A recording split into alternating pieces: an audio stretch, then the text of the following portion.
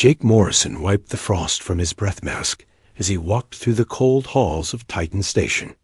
The temperature had dropped to minus 45 degrees. The solar storm outside was making everything worse. The heating systems were working as hard as they could, but it was not enough. Jake had been the chief engineer on Titan Station for 3 years. He knew every pipe, every wire, and every bolt in the place. But he had never seen it this cold before. The crew was bundling up in extra layers. Some areas of the station had to be sealed off to save power. The alarm bell rang through the station. Jake stopped walking and listened. It was the emergency signal. Someone was in trouble out there in space. Jake ran toward the command center. His boots made loud sounds on the metal floor. Commander Lisa Hayes was already at her station when Jake arrived. She looked worried. Her face was lit up by the green glow of the computer screens around her. Other crew members were rushing around, checking systems and getting ready for action. "What do we have?" Jake asked as he came up behind her. Lisa turned around. "We picked up a distress signal 30 minutes ago. It's coming from the outer rim, near the asteroid field. But Jake, this signal is different. It's not like anything we have in our databases." Jake looked at the screen. The signal pattern was strange. It had a rhythm to it, almost like music, but it was broken and weak. Parts of it would fade in and out. Could it be from Earth? Jake asked. "No," said Ben Parker, the communications officer. "I've checked every human ship in the system. This is something else, something we've never seen before." Lisa stood up from her chair. "The signal is getting weaker. Whatever is out there, it's dying. We need to make a decision fast." Jake knew what she was thinking. Going out in this cold was dangerous. The rescue ships could barely function in these temperatures. But someone was asking for help. "I can get a team ready," said Danny Rodriguez, the station's best pilot. "The rescue ship can handle the cold for a few hours." Lisa nodded. "Do it. Take Jake with you. If we find something broken, we'll need him to fix it." 20 minutes later, Jake was sitting in the rescue ship next to Danny. 2 other crew members, Pete Wilson and Carol White, were in the back. They were all wearing heavy suits to protect them from the cold. The ship moved slowly through space. The solar storm made everything hard to see. Lightning flashed in the distance. The ship's sensors were having trouble working properly. "There," Danny said, pointing ahead. "I can see something." Jake looked through the front window. At first, he saw nothing. Then, slowly, a shape appeared through the storm. It was a ship, but not like any ship Jake had ever seen. The vessel was made of what looked like crystal. It was smooth and curved, with no sharp edges. It seemed to glow with a very faint light, but the light was flickering, like a candle about to go out. "That's not human," Carl whispered from the back seat. Jake felt his heart beating faster. In all his years in space, he had never seen an alien ship. No human had. This was first contact with another species. "The ship is badly damaged," Pete sighed, looking at his instruments. "I'm reading multiple hull breaches, and it's cold, really cold." Annie flew their ship closer. The alien vessel was about the size of a small human transport ship, but its design was completely different. Instead of metal plates and rivets, it looked grown rather than built. "I'm picking up life signs," Carol said. "Weak, but there. 5 of them." Jake felt a chill that had nothing to do with the temperature. There were living beings inside that ship. They were dying. "We need to get them back to the station," Jake said. "Fast," Danny nodded. "I'll hook up the towing cables." It took an hour to get the alien ship back to Titan Station. The whole time, Jake watched the life signs on the scanner. They were getting weaker. Whatever was inside that ship was running out of time. Hangar Bay 7 was the biggest space on the station. It was where they brought large ships for repair. As they pulled the alien vessel inside, Jake could see the crew gathering to watch. Everyone wanted to see humanity's first alien contact. The hangar doors closed behind them. Slowly, the temperature began to rise. Jake watched the alien ship through the window of the rescue craft. Something strange was happening. The crystal-like hull began to change. The faint light inside grew a little brighter.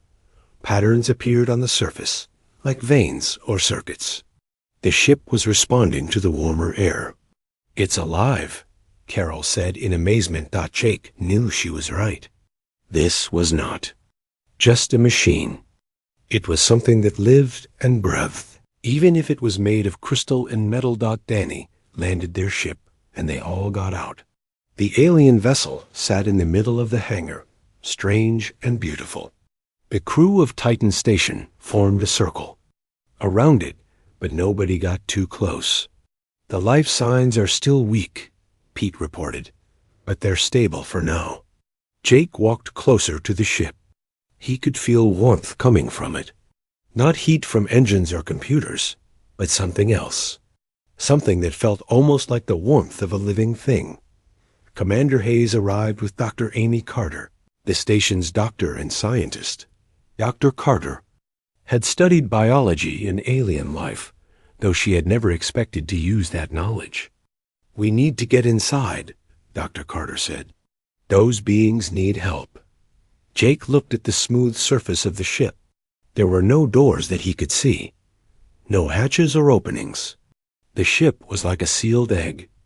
"How do we get in?" he asked. Dr. Carter was already scanning the hull with her instruments. "I think the ship knows we're here. Look at these patterns. They're changing." Jake watched as the lines of light on the ship's surface began to pulse. They were trying to communicate. The ship was trying to tell them something. The first contact between humans and aliens had begun, and it was up to Jake and his crew to save the lives of beings they had never met before. Dr. Amy Carter had spent her whole career studying the possibility of alien life. She had read every book and research paper about what first contact might be like. But standing in front of the crystal ship, she realized that nothing had prepared her for this moment. The ship's surface continued to pulse with soft light. The patterns moved like water, flowing from one end of the vessel to the other. Amy held her scanner close to the hull and watched the readings. The ship was definitely alive in some way. "The hull temperature is rising," she told Commander Hayes. "Whatever this thing is made of, it's warming up in our hangar." Jake Morrison walked around the ship, studying its shape. He had fixed thousands of machines in his life, but this was different. There were no bolts to remove, no panels to open. The ship was smooth like an egg. "There has to be a way inside," Jake said. "Those beings are still alive in there." Ben Parker had set up his communication equipment near the ship. He was trying every frequency he knew, sending simple mathematical signals. The idea was that any intelligent species would understand basic math. "Wait," Ben said suddenly. "I'm getting something back." Everyone gathered around Ben's equipment. The speakers crackled with static. Then slowly they heard sounds. They were not human sounds, but they had a pattern, a rhythm. "It's trying to talk to us," Ben said with excitement. The sounds came again, clearer this time. They were high and musical, like singing. But mixed with the singing were other sounds, clicks and whistles. That meant nothing to human ears. Amy stepped closer to the ship. She noticed that when the sounds came from the speakers, the light patterns on the hull changed. The ship was responding to the communication. "Ben, can you record those sounds and play them back?" Amy asked. Ben nodded and worked with his equipment. He recorded a few seconds of the alien sounds, then played them back through his speakers. The ship's lights pulsed brighter. The patterns moved faster.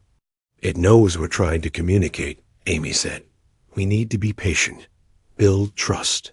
4. The next hour, Ben and Amy worked together. They played back the alien sounds and waited for responses. Slowly, they began to understand that different sounds meant different things. Short clicks seemed to mean yes. Long musical notes might mean no or stop. Jake watched all of this with growing worry. The life signs inside the ship were still weak. Communication was good, but the beings inside needed help soon. "Can we ask them how to get inside?" Jake asked. Amy tried. She played the sounds that seemed to mean open and help. The ship's lights pulsed, and new sounds came from the speakers. Then something amazing happened. Part of the ship's hull began to change. The crystal surface became soft and liquid. It formed an opening just big enough for a person to walk through. The inside of the ship glowed with gentle blue light. "Incredible," Dr. Carter whispered. Commander Hayes stepped forward. "I'm going in first. If something goes wrong, seal the opening." "No," Amy said. "Let me go. I'm the scientist. I need to see what's inside." Hayes nodded. Amy put on a special suit that would protect her from any dangerous gases. She also carried a small camera so the others could see what she saw. Amy stepped through the opening. The inside of the ship was unlike anything she had ever seen. The walls were smooth and curved, made of the same crystal material as the outside. But inside, she could see veins of light running through everything like a nervous system. The ship felt warm and alive. Amy could hear a soft humming sound, like a heartbeat. She followed the main corridor toward the center of the ship. In the middle of the vessel, Amy found them. 5 beings lay on beds that seemed to be grown from the ship itself. They were humanoid, with 2 arms and 2 legs, but their skin was pale and had a crystal-like quality. Their faces were longer than human faces, with large eyes that were closed. "They're beautiful," Amy said into her radio. The beings were about the same size as humans, but thinner. They wore clothing that looked like it was made from the same living material as the ship. Their breathing was very shallow. Amy approached the nearest being carefully. When she got close, its eyes opened. They were large and silver, like mirrors. The being looked at Amy without fear, just curiosity. The being spoke in the same musical language they had heard over the radio. Amy could not understand the words, but the tone was gentle. The being was trying to communicate. Amy spoke back in English, keeping her voice soft and calm. "We want to help you. We brought your ship to safety." The being listened, then made more sounds. It raised one hand and pointed to itself, then to the other beings. Amy understood. It was introducing them. Over the next hour, Amy learned that the beings called themselves Zephyrians. Through simple gestures and sounds, she learned their names. The one who had first spoken to her was Navigator Vethara. The others were Engineer Keshmoth, Medic Trillanos, Captain Zefkar, and Rescue Specialist Mordoom. Vethara was the healthiest of the group. She was able to sit up and communicate. Through a mix of gestures and sounds, she began to tell Amy their story. The Zephyrians had received a distress call from another species. A colony ship had been destroyed, and survivors were trapped in escape pods scattered through space. The Zephyrians had rushed to help, but their rescue ship had been caught in what Vethara called a quantum storm. Amy did not fully understand what a quantum storm was, but she could see that it had damaged their ship badly. The Zephyrians explained that their ship was not just a machine. It was alive, grown from special materials that could think and respond. Biomechanical, Amy said to herself. The ship was part biology, part technology. Vethara nodded when Amy said this. She seemed to understand some English words, just as Amy was beginning to understand some Zephyrian words. The problem was serious. The ship's living systems had gone into a kind of sleep because of the cold and damage. Without the ship working, properly, the Zephyrians could not complete their rescue mission. The survivors they had been trying to save were still out there, dying in their escape pods. Amy felt the weight of responsibility. It was not just about saving the 5 Zephyrians. There were other beings counting on them too. She returned to the hangar and explained everything to the crew. Jake listened carefully as Amy described the biomechanical ship and the ongoing rescue mission. "So we need to fix their ship," Jake said. "But how do you repair something that's alive?" Amy shook her head. "I don't know. This is beyond anything we've ever encountered."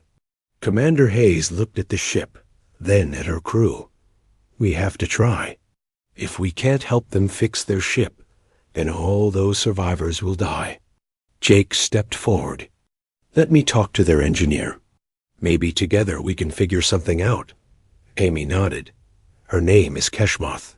But Jake, their technology is completely different from ours. I don't know if human repair methods will work on a living ship." Jake looked at the crystal vessel. Its lights were pulsing slowly, like a sleeping animal. "Then I guess I'll have to learn a new way to fix things." The real challenge was just beginning. Humanity's first contact with alien life had become a race against time to save not just the Zephyrians, but the unknown survivors still waiting for rescue in the cold darkness of space. Jake Morrison followed Dr. Carter back inside the Zephyrian ship. The warm blue light made everything look peaceful, but Jake knew time was running out. The survivors floating in space somewhere had maybe hours left to live. Keshmoth, the Zephyrian engineer, was sitting up when they arrived. She was taller than the others, with longer fingers that seemed perfect for working with delicate things. When she saw Jake, her silver eyes studied him carefully. "This is Jake," Amy said to Keshmoth. "He fixes things. He wants to help repair your ship." Keshmoth made musical sounds and gestured to the walls around them. Amy translated as best she could. "She says the ship is very sick. The cold made it go to sleep, but it's not waking up properly." Jake looked at the crystal walls. He could see the veins of light running through them, but they were dim and moved slowly. It reminded him of a person who was barely alive. Keshmoth stood up slowly and walked to one of the walls. She placed her hand against it and closed her eyes. The lights in that section grew brighter for a moment, then faded again.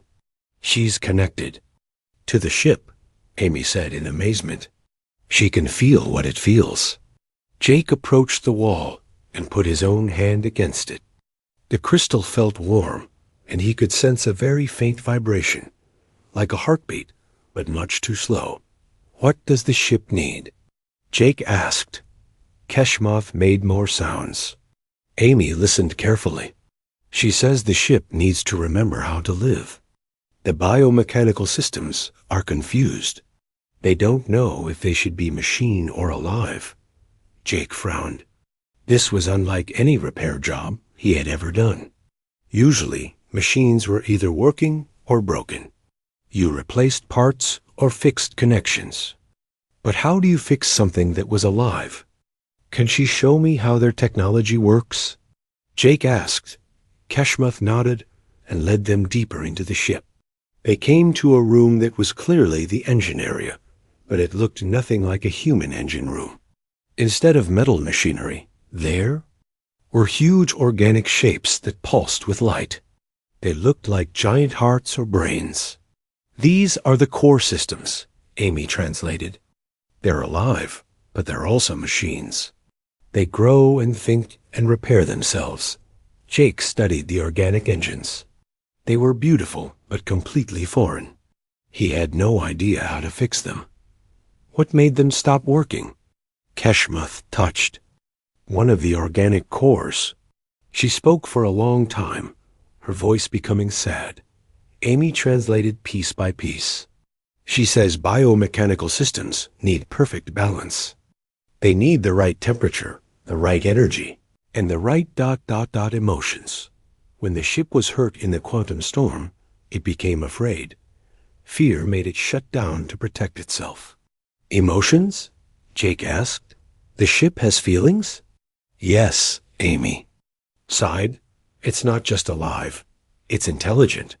It can feel pain and fear and happiness. Jake felt overwhelmed. He was good at fixing machines, but he had never had to heal a frightened living ship before. How do the Zephyrians normally fix their ships?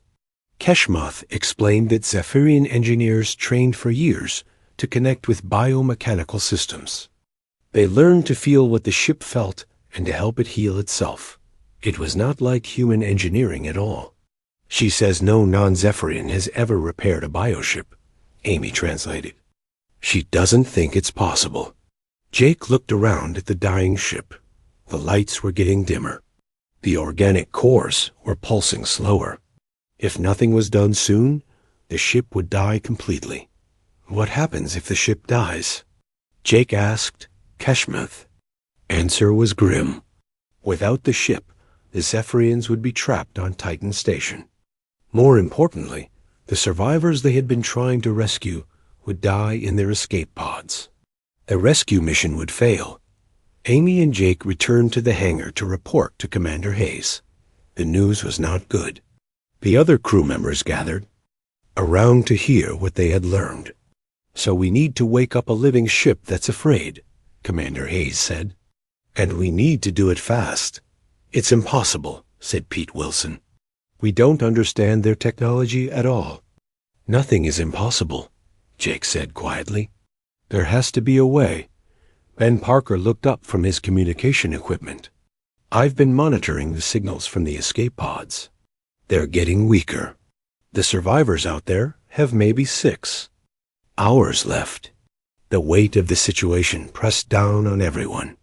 Multiple species were counting on them, and they had no idea how to help. Dr. Carter spoke up. Maybe we're thinking about this wrong. Jake, you said you felt the ship's heartbeat when you touched it. What if the connection doesn't have to be Zephyrian? What if it just has to be caring? Jake thought about this. He had always been good with machines because he understood them. He listened to the sounds they made and felt their vibrations. Maybe a biomechanical ship was not so different. I want to try, Jake said, but I'll need help. If the ship can feel emotions, maybe it needs to feel that we want to help it. Commander Hayes nodded. What do you need? Time with the ship, and I want Keshmoth to guide me. If I'm going to connect with their technology, I need to understand. At first, Jake, Amy said carefully. She warned that connecting with a bioship can be dangerous. If something goes wrong, it could hurt your mind. Jake looked at the crystal ship. Its lights were so dim now that it was hard to see the patterns. If we don't try, everyone dies. I have to take the risk. The crew spent the next hour preparing. Jake studied everything they knew about Zephyrian technology. Amy worked with Keshmoth to understand the connection process. Ben monitored the signals from the escape pods, counting down the time they had left. The bioship responds to touch, to warmth, and to emotional energy, Amy explained. Keshmoth says you have to open your mind and let the ship feel what you feel. Jake nodded. He had always been good at understanding machines by instinct. Maybe he could learn to understand a living ship the same way. Are you sure about this? Commander Hayes asked. Jake looked at his crewmates. They were all scared, but they were also determined. Humanity's first contact with alien life had become a test of what humans could do when everything seemed impossible. I'm sure, Jake said. Let's save some lives. The hardest repair job of Jake's life was about to begin. He would have to reach into the mind of a frightened alien ship and convince it to trust him. The fate of 2 species hung in the balance, and Jake was the only one who could try to make the impossible connection between human determination and alien. Bio-technology. As Jake prepared to enter the ship again, he could feel the eyes of both species watching him. The Zephyrians hoped he could do what they thought was impossible. His human crewmates believed in him, because they had seen him work miracles before. But this time, Jake would need more than skill. He would need to touch. The soul of a living ship can bring it back to life. Jake Morrison stood in the engine room of the Zephyrian ship, staring at the organic cores that pulsed weakly in the dim light. Keshmoth stood beside him, her silver eyes filled with doubt. She had explained the process, but she clearly did not believe a human could do what took Zephyrians years to learn. "Remember," Amy said through the radio, "the ship is afraid. It shut down to protect itself. You need to show it that it's safe now."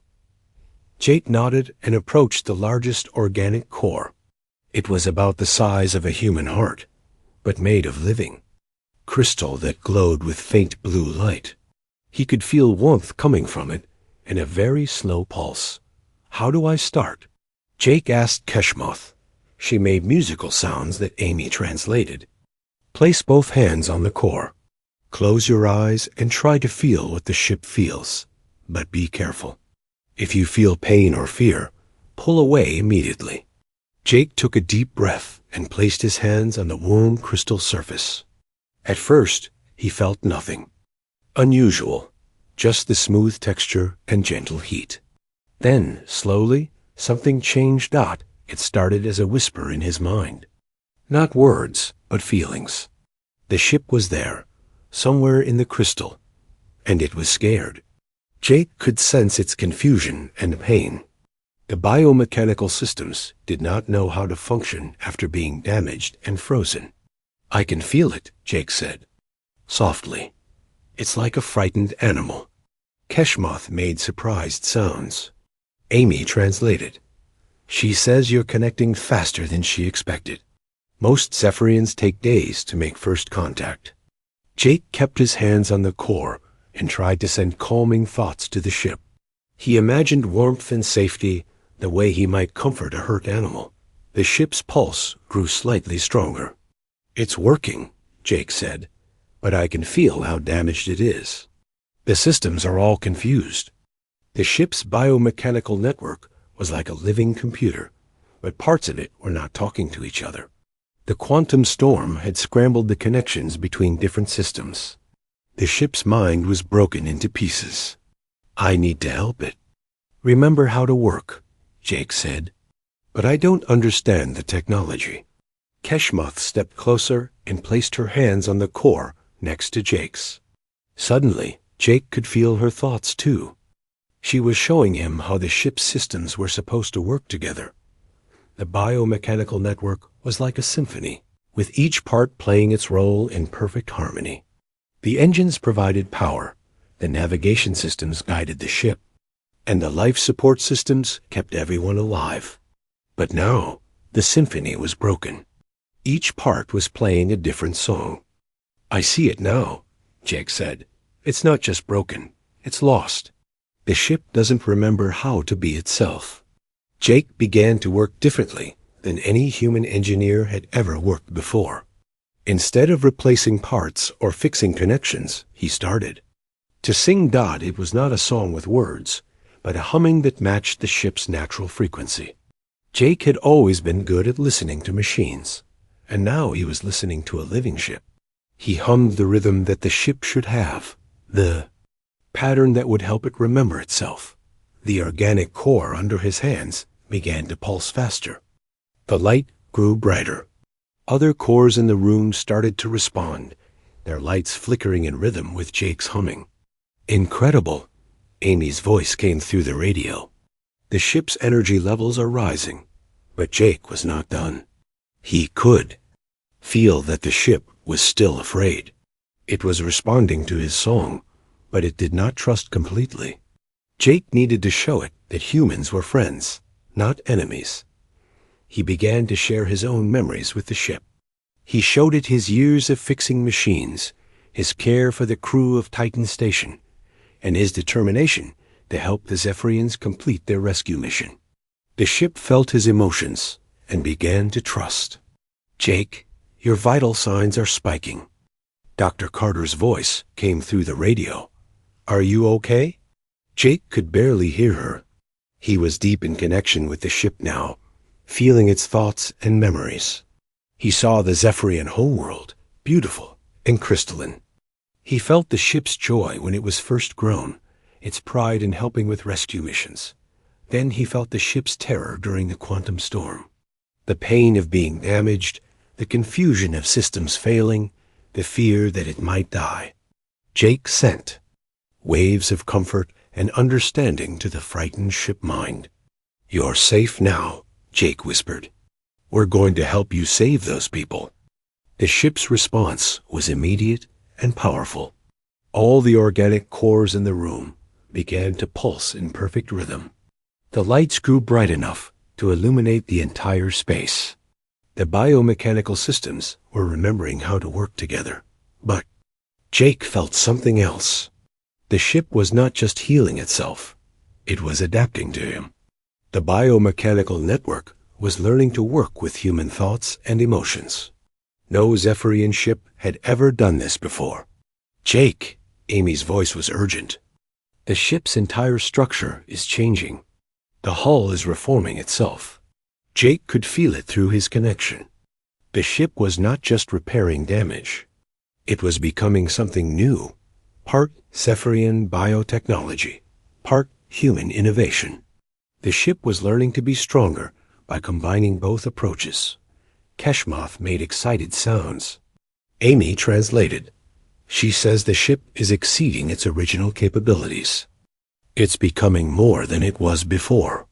Jake felt the ship's joy as its systems came fully online. The engines hummed with power. The navigation systems sparkled with new clarity. The life support systems worked better than ever. The ship was alive and healthy and ready to complete its mission. But the connection was taking its toll on Jake. He could feel his own energy draining as he helped the ship heal. His legs felt weak and his head was spinning. "I need to disconnect," Jake said, "but slowly. I don't want to shock the ship." Keshmoth helped guide him through the disconnection process. Jake gradually pulled his consciousness back from the ship's network. The biomechanical systems continued to work perfectly, but Jake was no longer part of them. Jake stumbled backward, and Keshmoth caught him. His vision was blurry, and he felt exhausted, but he was smiling. "It worked," Jake said. "The ship is completely healed." The Zephyrian ship hummed with life around them. Every surface glowed with healthy light. The organic cores pulsed in perfect rhythm. The biomechanical systems sang their symphony of life and technology. Amy and Dr. Carter rushed into the engine room. "Jake, you did it." "The ship's power levels are at maximum. All systems are functioning perfectly." Keshmoth was staring at Jake with amazement. She made long musical sounds that Amy translated. "She says you've done something that was supposed to be impossible. You've created a new kind of biomechanical system that combines human and Zephyrian technology." Jake nodded weakly. He could still feel a faint connection to the ship, like an echo in his mind. The biomechanical network had learned from him, just as he had learned from it. "Can we complete the rescue mission now?" Jake asked. Keshmoth's answer was immediate and joyful. The ship was not just healed, it was better than ever. They could definitely save the survivors. But Jake had done more than repair a ship. He had created the first true partnership between human and alien technology. The biomechanical systems now carried something of human determination and innovation, while Jake carried something of Zephyrian harmony and life-connection. As they prepared to leave the ship, Jake felt the biomechanical network sending him feelings of gratitude and friendship. The ship would never forget the human who had helped it remember how to live. The rescue mission was ready to begin, but something much bigger had happened. Humanity and the Zephyrians had found a way to combine their strengths. The galaxy would never be the same. The Zephyrian ship lifted off from Titan Station with a grace that took everyone's breath away. Jake Morrison watched from the hangar as the crystal vessel moved through space like a living thing. Its hull shimmered with patterns of light. It seemed to dance and flow. "It's beautiful," Carol Light said, standing beside Jake. "I've never seen anything move like that." Jake nodded, but he was feeling something the others could not. Through the faint connection he still had with the ship, he could sense its joy. The biomechanical systems were working perfectly, better than they ever had before. The ship was happy to be alive and healthy again. "Jake," Commander Hayes said, approaching with a communication device. "Captain Zefkar wants to speak with you." Jake took the device. The Zephyrian captain's voice came through, musical and warm. Ben Parker translated the words. "He says you have given them back their lives. The ship tells him it feels stronger than ever before." Through the connection, Jake could feel the ship's sensors searching space for the escape pods. The survivors were scattered across a wide area, but the ship could detect them all. There were 17 pods with life signs, though some were very weak. "We need to hurry," Jake said. "Some of those people don't have much time left." The rescue mission began immediately. Jake and Dr. Carter joined the Zephyrian crew on their ship.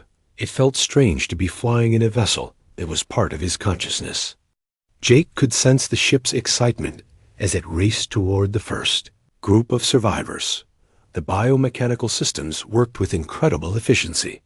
The ship's hull could change shape to create docking ports for the escape pods. The life support systems automatically adjusted to support different types of alien life.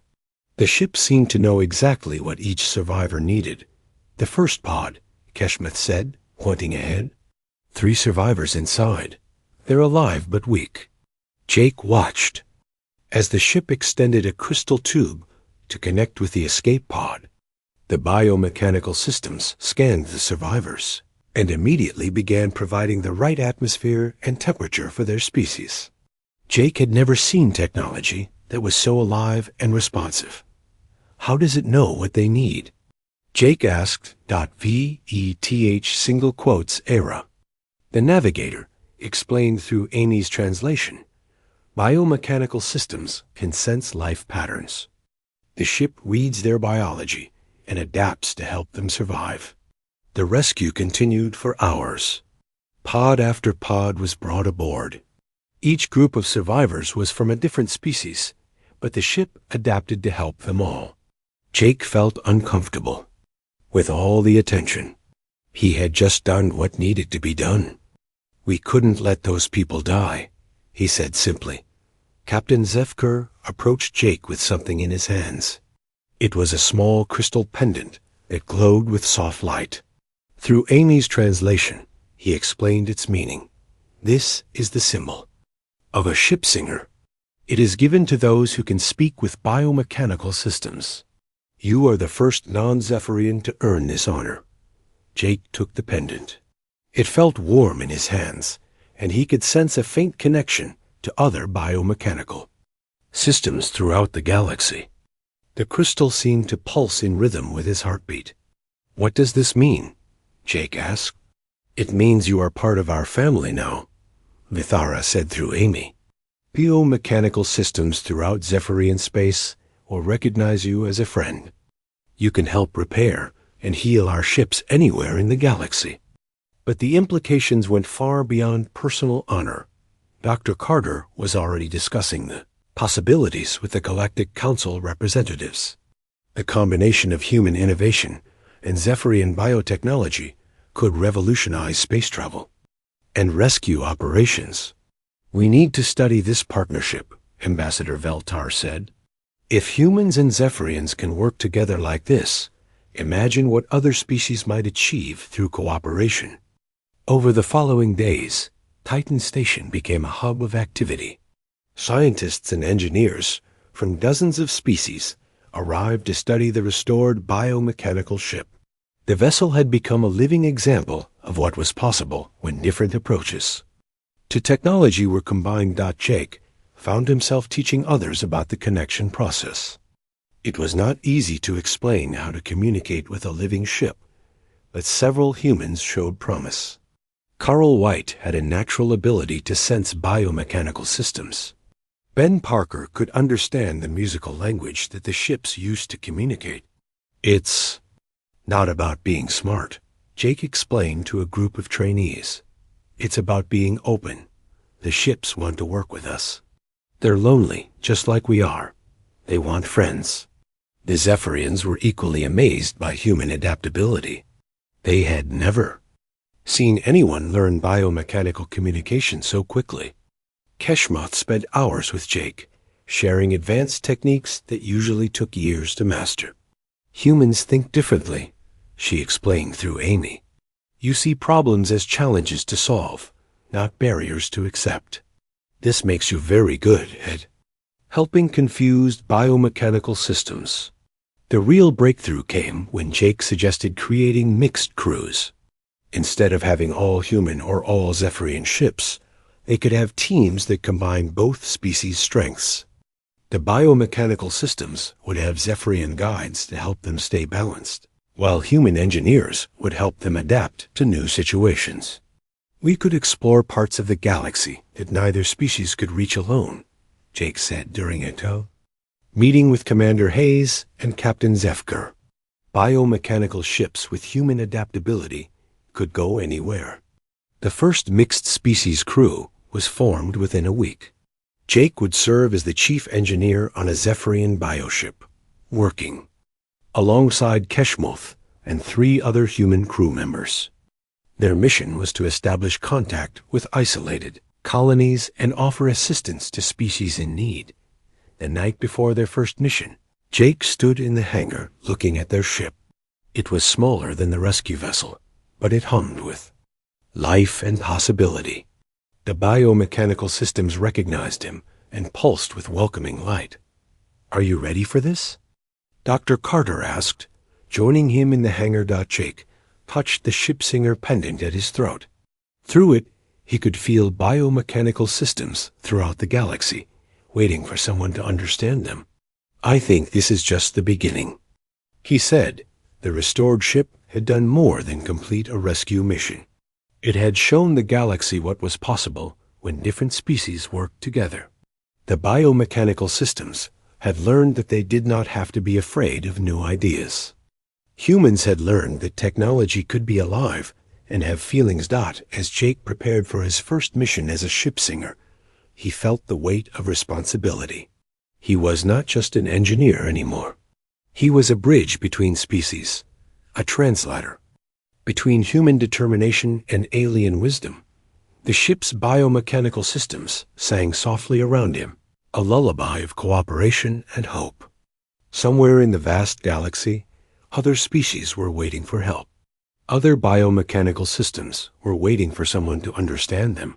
Jake Morrison, the human who had learned to heal a frightened alien ship, was ready to show the galaxy that the impossible was just another challenge to overcome. The age of true interspecies cooperation had begun, and it had started with one man's refusal to accept that something could not be fixed. The ship hummed with anticipation, and Jake could feel its excitement through their connection. Together, they would explore the galaxy and help anyone who needed it. The biomechanical systems would never be alone again, and humans would never again see technology as just cold machinery.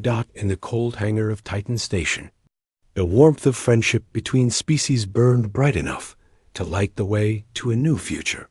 Amazed by the diversity of life in the galaxy, there were beings that breathed methane, others that needed high pressure, and some that communicated through color changes in their skin. 17 pods recovered. Sholanos, the medic, reported. 53 survivors total. All stable. Jake felt the ship's satisfaction through their connection. The biomechanical systems had worked perfectly. Every survivor had been saved. The rescue mission was a complete success. But as they returned to Titan Station, Jake realized something important had happened. The ship had not just completed its mission. It had learned new ways to help people by combining Zephyrian biotechnology with human problem-solving approaches. The ship is different now, Keshmoth said to Jake. It thinks in new ways. It can solve problems that used to be impossible. Jake nodded. He could feel it too.